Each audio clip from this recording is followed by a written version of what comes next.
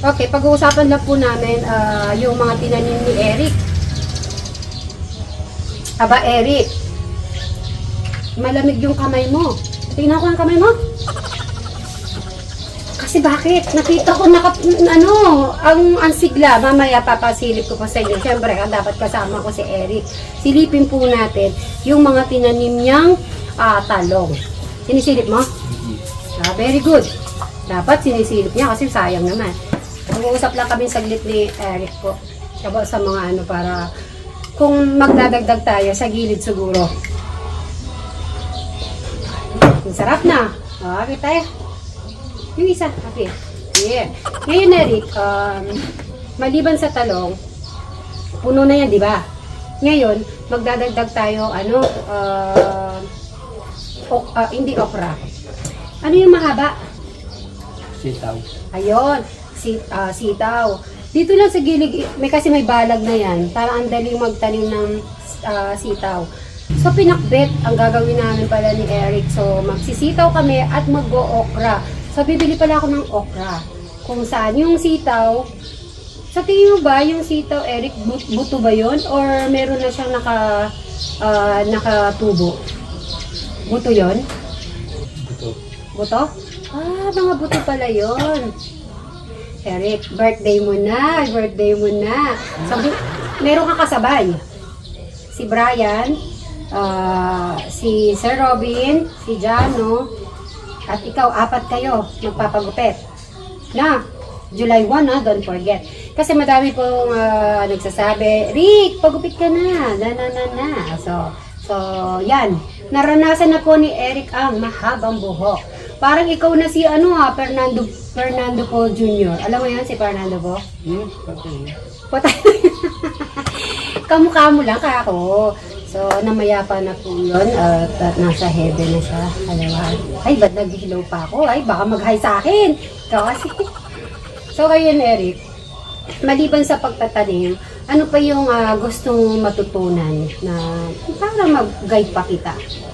Naalala mo, di ba, Eric, at may nakalaan sa'yo na cash. Ngayon, parang darating na yung time. Kaya siguro hindi pa kinukuha ni Eric kasi wala pa siyang dapat na paggagamitan. So, sa nakikita ko naman, so after daw, sabi niya in the meantime, gulay muna. So, susunod ay business na. So, yan, Bright? Ayun. Galing mo naman, Eric. Uy, pag kape ko nakalimutan mo yung kape ko. Ay, dadaling kita doon. Kung saan kami nag-breakfast ni Brian. Gusto mo ba yan? Ay, mabisa minsan naman. Na. Brian, mag-hello ka muna dito. Hello. Dito ka. Hello. Dito ka, saglit. Dito ka mag-hello. Kamay. Hindi, dyan. Dito ka lang. Dito ka. Tapos mag-hello ka sa kanila. Yeah, yung mukha ko ka mag-hi ka. Hi, kamay. Kasi naman ako dyan. Okay. Putik. Tignan nyo naman po. Galing po yan sa Bukid. Kaya madami pa siyang putik. At parang si Tech Lito po, nung birthday ni Kuya Dave natin at talaga nakisaya po sa Promised Land, sa loob, sa event. At si Brian ito, sinilipan po kami ni Eric at sa aming sa aming mga gagawin pa ni Eric. Di ba? Ganun. Sige, pakita mo kay Eric muna. So, magpapagupit. Sabi kasi ni Eric, magpapagupit lang siya pag may kasabay. Bright, tanggalin mo sombrero mo.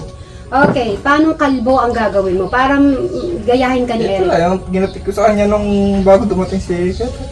Ay, ikaw naggupit! Pwedeng ikaw maggupit ngayon sa kanya.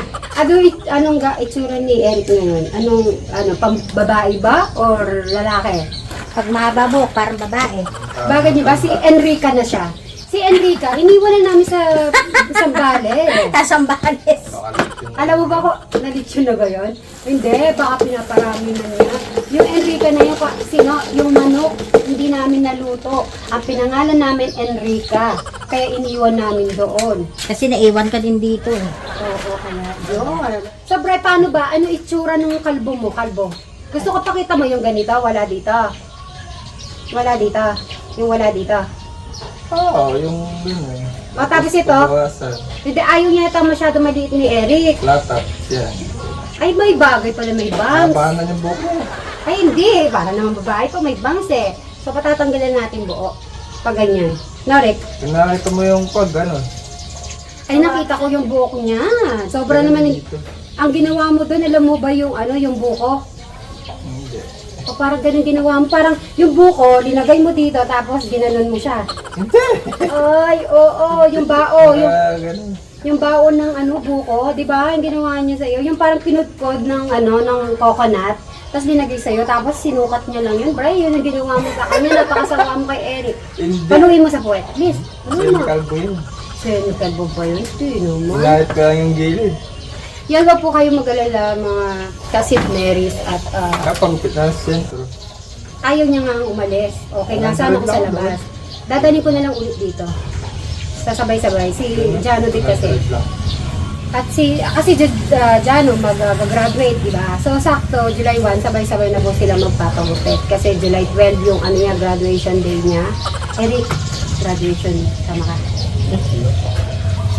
So, tagabantay talaga si Eric dito sa bahay. Kaya, okay. Pag sinabi niyang okay, doon ko na lang ipipilit si Eric. So, in the meantime naman gumagalaw-galaw naman po siya. Ito yung gula. So, abangan nyo ang July 1 at yun na, ang buhok ni... Sasabayan natin si Kuya Eric. Oo, sasabayan. Gusto mo, pagupit ko na rin to. Magbabay na lang muna tayo, Eric. Bye!